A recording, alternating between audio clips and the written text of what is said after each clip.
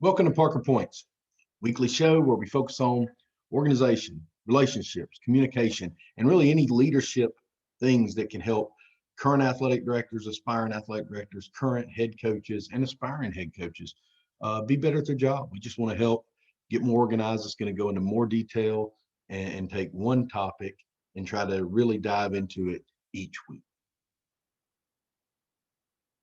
This week's episode focuses on in-game coaching responsibilities. I'm talking about this is going to be a little more catered to football, obviously, football coaching, but every sport's going to have in-game coaching responsibilities if they have more than one coach on the staff. How do you divide those things up? What are the things you're looking for? And in football, kind of going into more detail because you got such a big staff.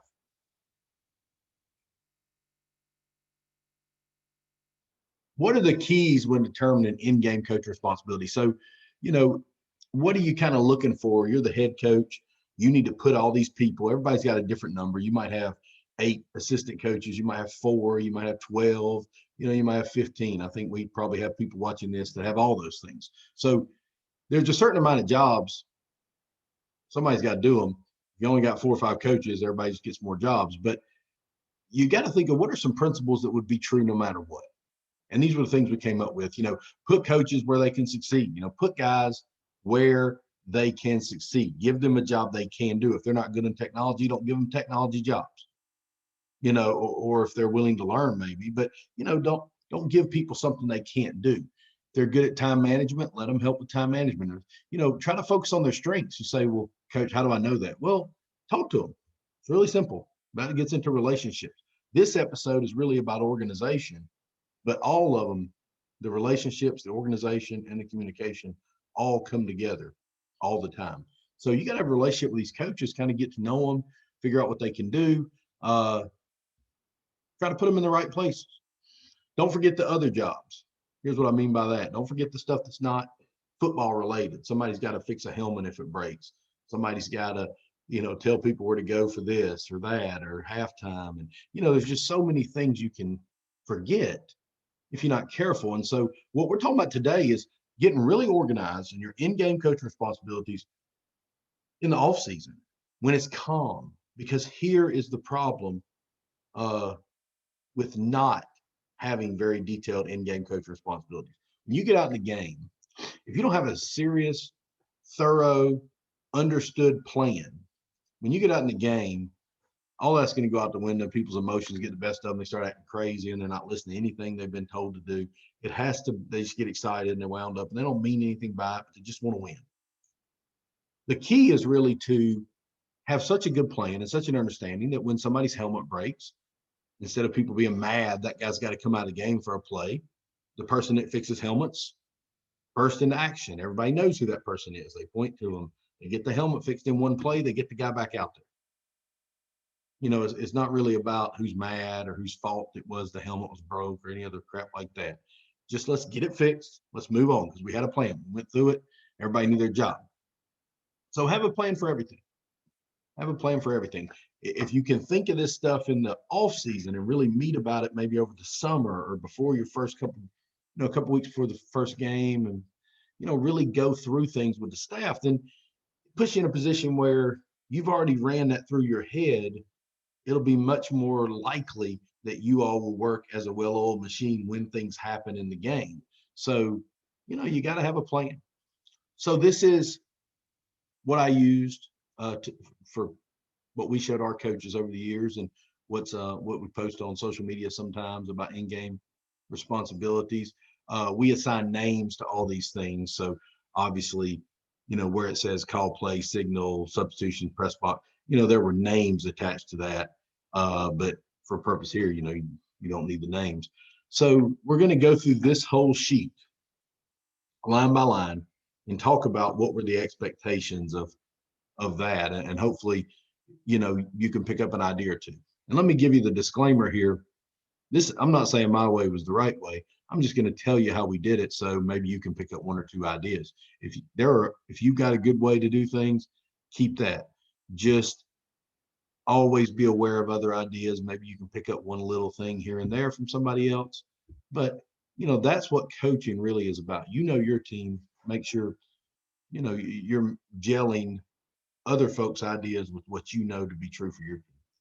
So we're going to go through this sheet first. We kind of got it broken down in smaller groups, the offense, defense, and general part. When this was the part that's kind of easy, honestly. This is the part where you're talking about, okay, we're coaching football. Who's going to be where? Well, most everybody in America has the answers to this stuff. They know who's calling the play. They don't need it written on a piece of paper. But we were going to write it out there that so-and-so is going to call the play on offense. We had 2 signalers. So when the offense was on the field, the defense was off the field. So if the offense is on the field, the defense is off the field. When the defense is on the field, the offense is off the field. And for us, we didn't have anybody coaching offense and defense. So if the offense was on the field, every offensive coach was assigned to one of these 5 things. When the offense was off the field, it was these. So we'd have a play caller. We'd have people signaling. If you weren't signaling or calling the play, you were either in the press box, analyzing. We gave them specific things we wanted them to do, or we were focused on substitution. So we would try to have someone in charge of subbing because we played some guys both ways and stuff, and we needed to get guys in and out a lot, especially at the skill positions like running back, receiver. So we had a guy in charge of that. So if we had 12 on the field, it was really simple whose fault it was. And we didn't try to pass blame or anything, but that was their responsibility. If 2 came off, 2 had to go on, and vice versa. When the offense came off the field, and every places might be different now, but the last several years in Georgia, they allow you to watch film on the sideline. So we got a tent set up, we're watching film.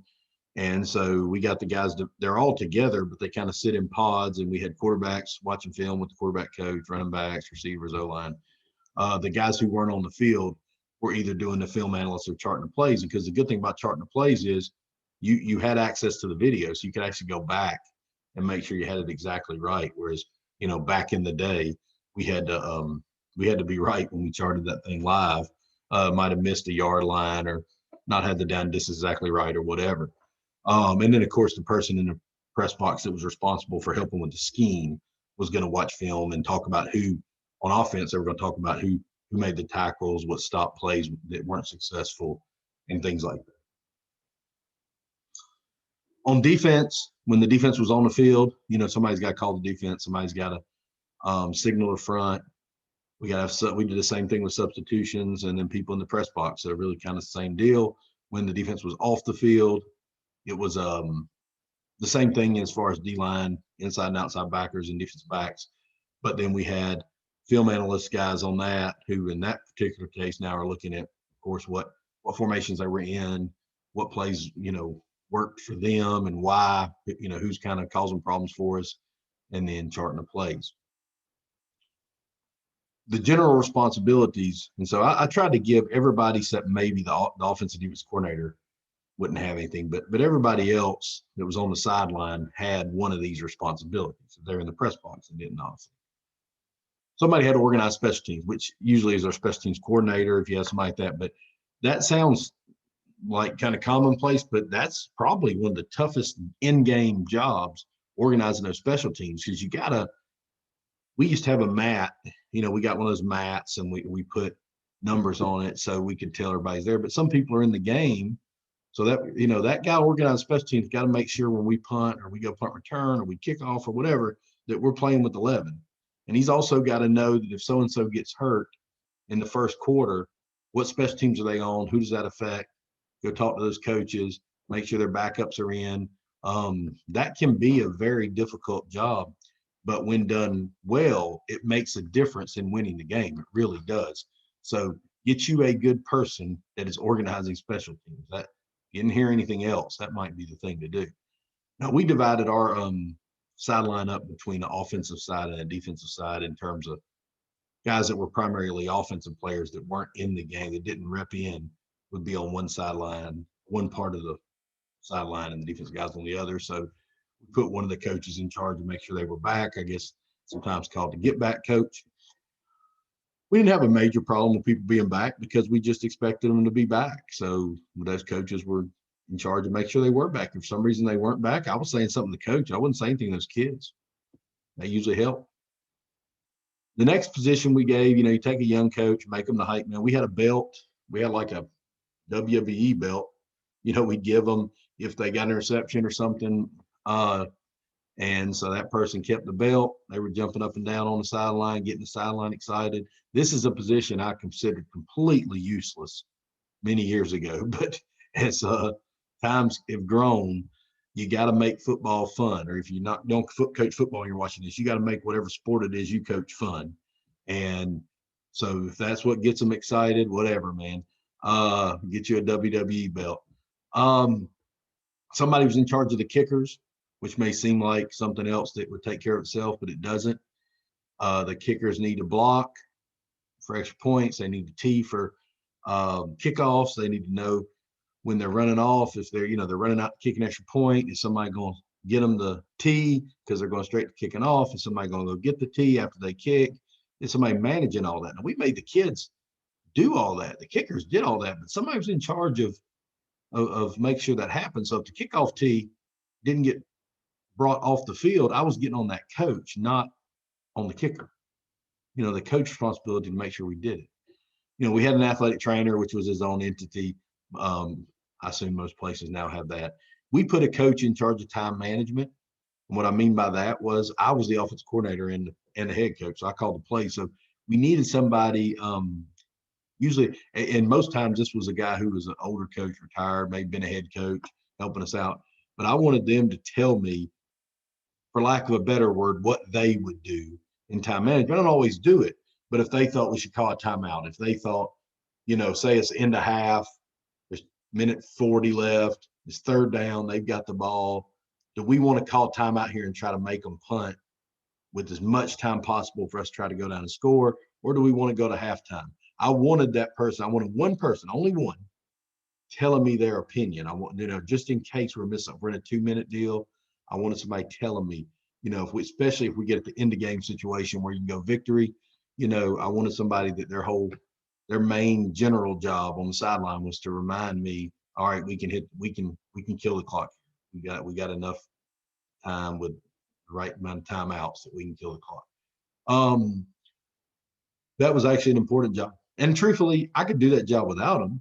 I don't want to sound like I needed that. I thought having two people was helpful because what I realized was when I watched games early in my career, when I watched games on TV or when I went and watched my friends' games, I sometimes did a better job in time management because I wasn't right there in the middle of it. So that kind of got me to where I wanted somebody doing that separate from me, and then I would make the final decision. So they were just kind of telling me stuff that maybe it just had slipped my mind at that time. Don't be so arrogant you can't get some help on that if you're the head coach.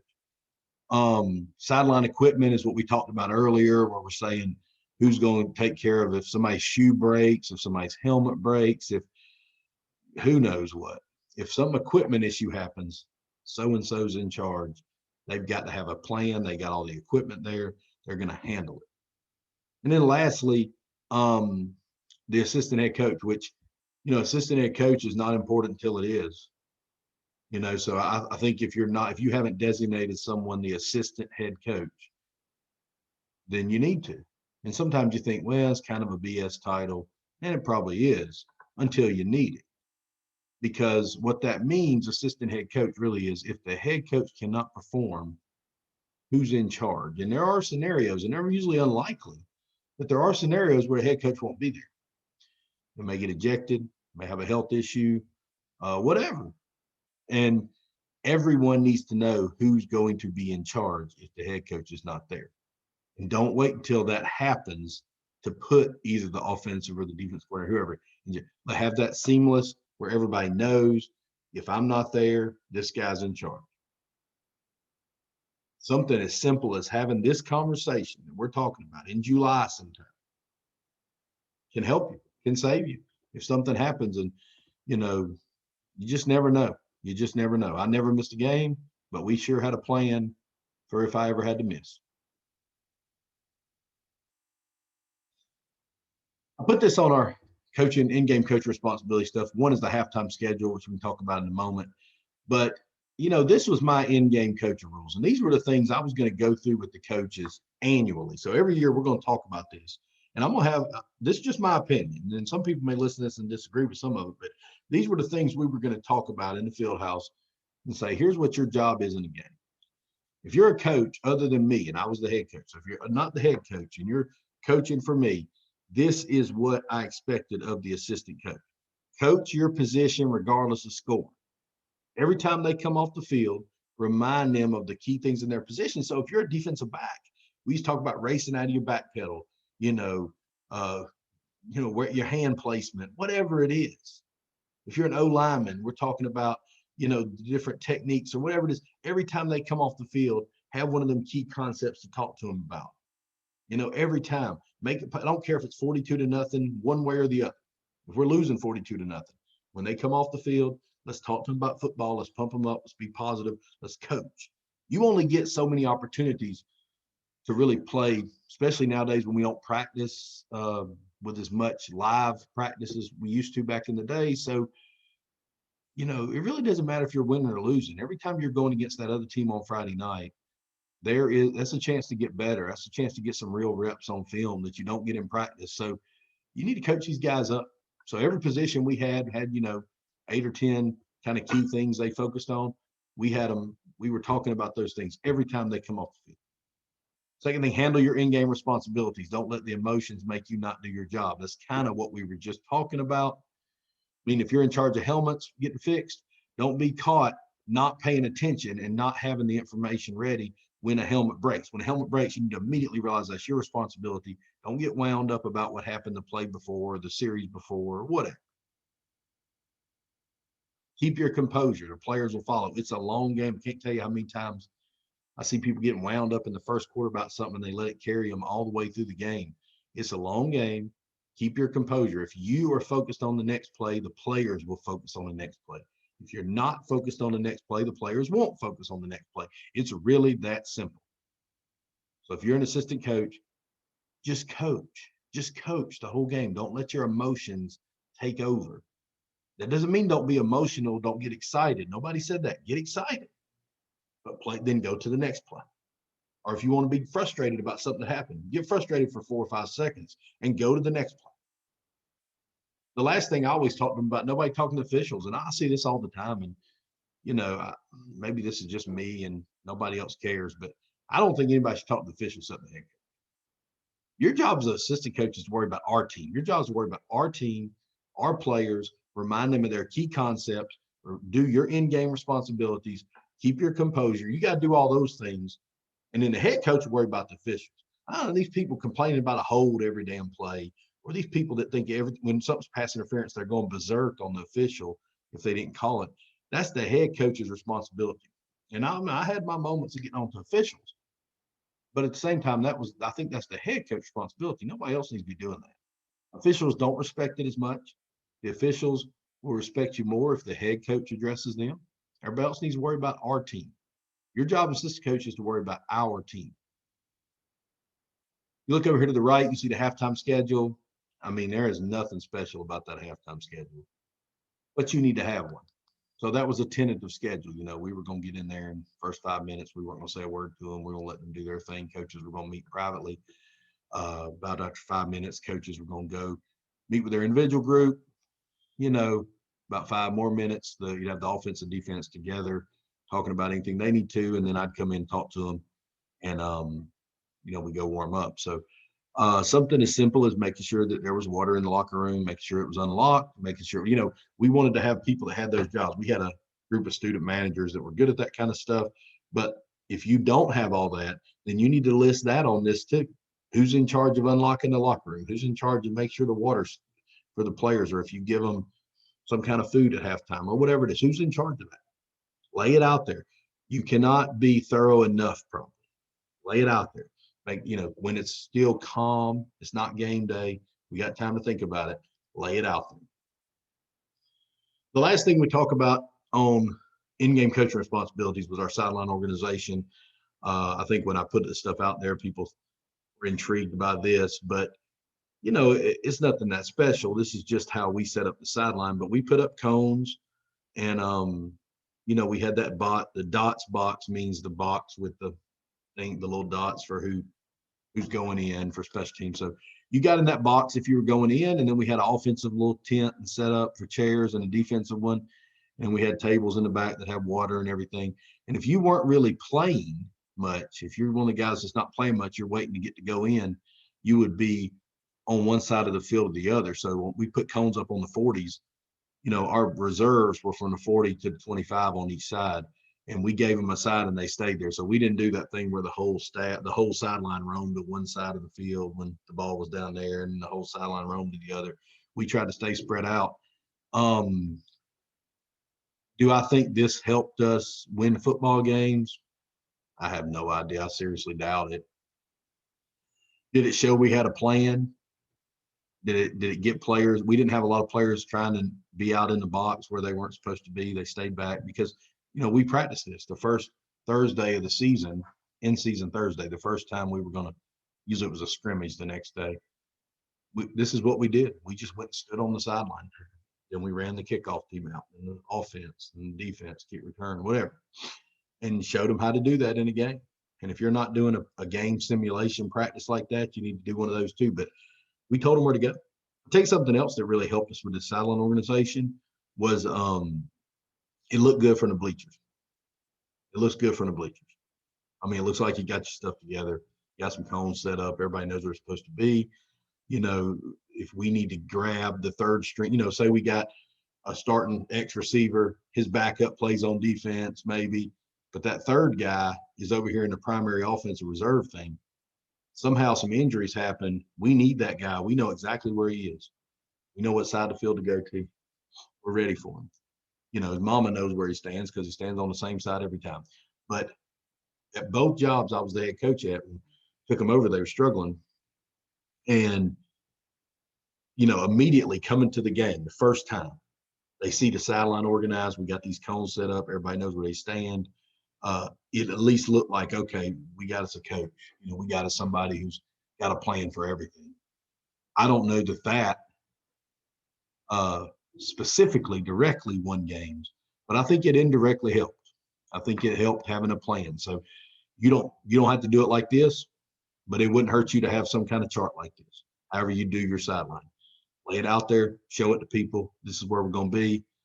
You can probably be more detailed than this now with all the different things you have. So, it just make sure that you have a plan. Make sure you lay it out there. I mean, leave no stone unturned.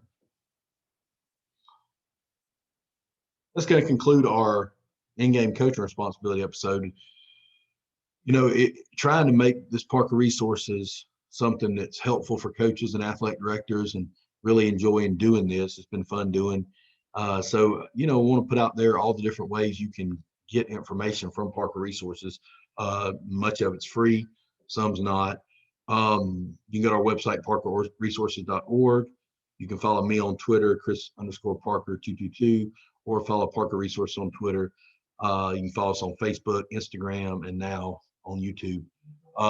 We do a weekly podcast, Parker Resource Podcast, with Dr. Flatt and Michael Parker, and these focus on bigger topics.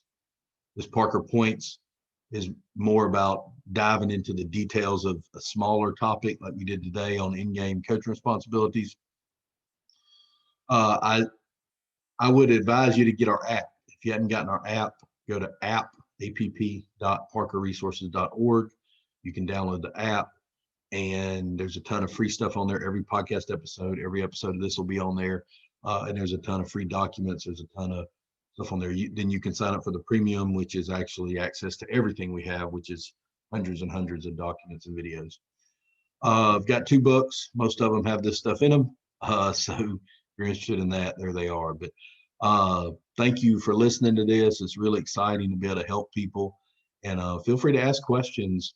If I can help you in any way, message me on Twitter or reach out on one of these social media outlets. Put comments below here, and we'll try to answer them. Try to help you any way we can. So hope everyone has a great day, and we'll see you next time.